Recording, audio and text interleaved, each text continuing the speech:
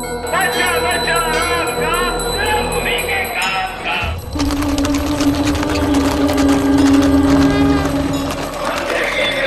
को कोई शक्ति रोक नहीं सकती।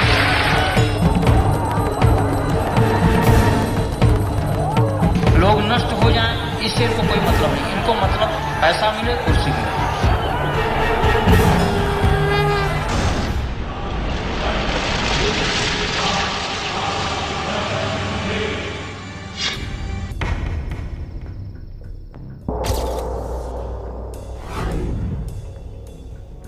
जयभान सिंह पवैया विनय कटियार के बाद बजरंग दल के दूसरे अध्यक्ष थे।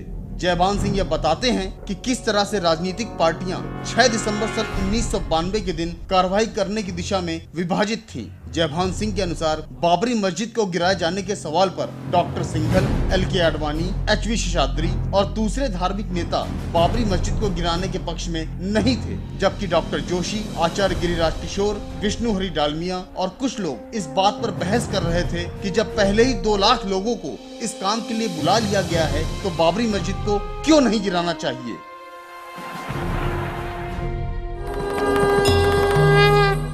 अशोक जी, शेषाद्री जी, सरकार आडवाणी जी और साधु संतों का एक वर्ग, तो मैंने टॉप के साधु संत, इन्होंने हनुमान बाग अयोध्या में बैठक करके 5 दिसंबर को डिसाइड किया था कि हम किसी प्रकार की ढांचे पर कार्यवाही की अवहेलना नहीं करेंगे, टकराव को टाला जाए। लेकिन एक वैसी धारा थी, एक अलग स्ट्रीम थी जो चाहती थी कि जब 2 लाख लोग बुलाए जा चुके हैं तो उनके साथ धोखा नहीं करना चाहिए, कार्यवाही करिए। उसमें मुरली मनोहर जोशी, आचार्य गिरिराज किशोर, भानुप्रताप शुक्ला, पत्रकार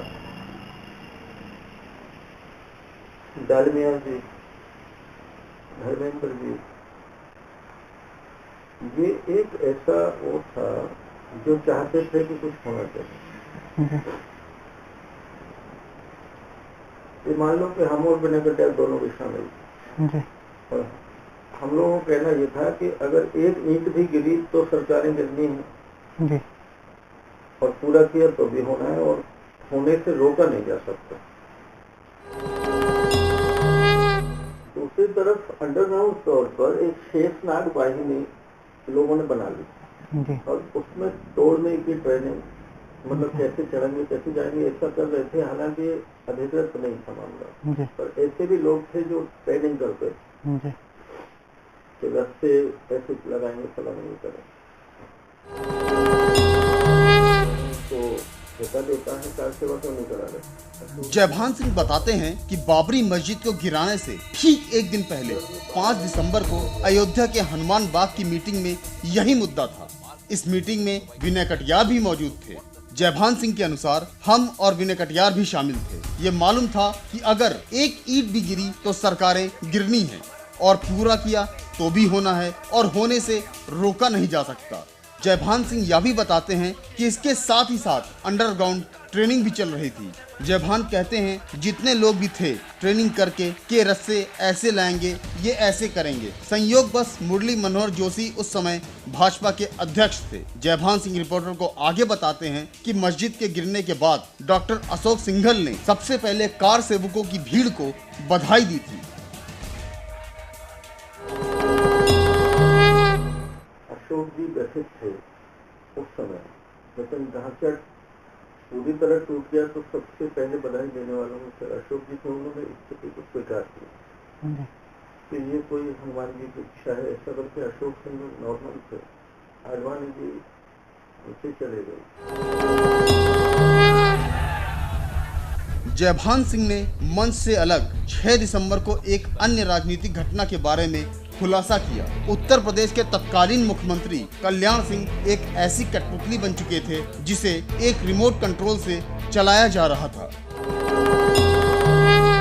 कल्याण सिंह ने त्याग पत्र देने की तैयारी कर ली दोपहर में 1 बजे।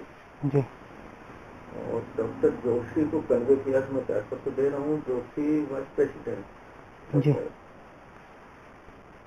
डॉक्टर जोशी ने कहा कि किसके कहने? जी उन्होंने कहा कि अटल जी ने बोला। जी डॉक्टर जोशी ने कहा हुई Atal ji, I am party president, जब तक पूरा टूट नहीं जाए तब तक कोई सेना और फोर्स का प्रवेश में नहीं होना चाहिए। जी और आप त्यागपत्र नहीं देंगे, जी सेना आ जाएगी, आपने अगर त्यागपत्र दी, जी त्यागपत्र नहीं देने दिया। जी ये मंच का सीन जयभान सिंह यह भी बताते हैं कि पार्टी अध्यक्ष मुरली मनोहर जोशी मस्जिद के पूरी तरह से गिर जाने के बाद ही कल्याण सिंह का इस्तीफा चाहते थे। जयभान सिंह के अनुसार जोशी ने कहा जब तक पूरा टूट न जाए कोई सेना या फोर्स का प्रवेश नहीं होना चाहिए और आप त्यागपत्र नहीं देंगे। सेना आ जाएगी अगर आपने त्यागपत्र दे दिया। जी जैसे मैं पूरे समय मंच का हिस्सा रहा, जी जो 30 लोग थे उनमें एक मैं पूरे समय 5-6 घंटे साथ में। जी आचार्य धर्मेंद्र ने बुलंदी दिखाई। वहाँ रोचक प्रसंग एक ये आया कि मलबा बहुत इकट्ठा हुआ, जी वो समस्या बन गया कि रामलला कैसे रखे जाए। रामलला को तो उठा लिया था ऐसे करने का। आचार्य धर्मेंद्र ने एक अपील की कि तुम जिन ईंटों पर थूक रहे हो जी घृणा से, ये विजय का प्रतीक है, इनको अपने घर की पूजा में ले जाकर रखो। तो एकदम से 2 लाख लोगों ने ईंटों पता नहीं लगने के ऊपर कर दिया था। वो देश में चले। ये बहुत इंटरेस्टिंग प्रसंग था। जी नहीं तो मलबा वहीं पड़ा रह जाता। जी मतलब with in half an hour वहाँ पता नहीं लगा कि मलबा कहाँ है। सब अपने अपने हाथों में ईंटों को लेकर गायब कर दिया, जी जिसको सीबीआई ने बाद में बहुत ढूंढा है देश में। जी जयभान सिंह रिपोर्टर को बताते हैं कि आचार्य धर्मेंद्र ने एक अलग तरह की रणनीति को धार्मिक विश्वास के नाम पर कार सेवकों को बेवकूफ बनाया। उन्होंने कहा कि तुम जिन ईंटों पर थूक रहे हो घृणा में, ये विजय का प्रतीक हैं। इनको अपने घर की पूजा में ले जाकर रखो। With in half an hour में पता नहीं लगा कि मलबा कहाँ है। सब अपने अपने हाथों में ईंटों को लेकर गायब हो गए। पेट्रोल बम के उपयोग के विवाद पर जयभान सिंह ने रिपोर्टर को इशारों ही इशारों में बताया कि वह पेट्रोल बम ही था। पेट्रोल बम 2 बजे कोई लेकर आया, जो ईंट में लगाने के बाद धुआं निकल कर रह गया, उसको हिला के नहीं। पेट्रोल बम कोई नहीं लाया। पेट्रोल बम कोई आदमी 2 बजे लाया कि इससे उड़ जाएगा, वो कोई वैसा योजना नहीं। अच्छा ऐसे तो ब्रजभूषण लाया था। ब्रजभूषण शरण सिंह। अरे पेट्रोल बम भी नहीं, बोतल में पेट्रोल भरी थी, वो बम बोलते थे। आचार्य धर्मेंद्र ने अपील की। जयभान सिंह हमें बताता है कि ब्रजभूषण सिंह, जो कि गोंडा से भाजपा का सांसद था, वह पेट्रोल बम का उपयोग ढांचा गिराने में कर रहा था, लेकिन बम नहीं फटा। जयभान सिंह आगे यह भी बताता है कि किस तरह से पीएसी के जवान कार सेवकों का मस्जिद गिराने के समय उत्साह बढ़ा रहे थे।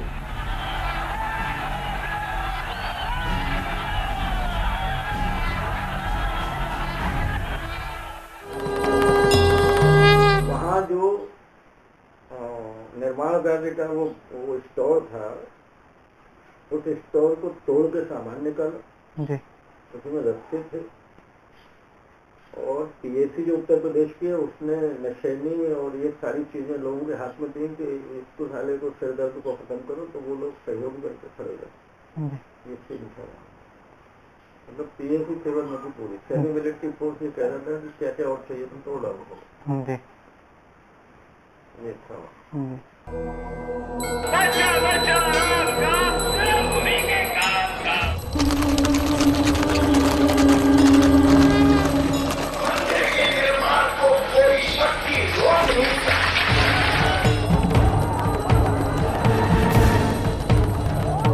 लोग नष्ट हो जाएं, इससे इनको कोई मतलब नहीं। इनको मतलब पैसा मिले, कुर्सी मिले।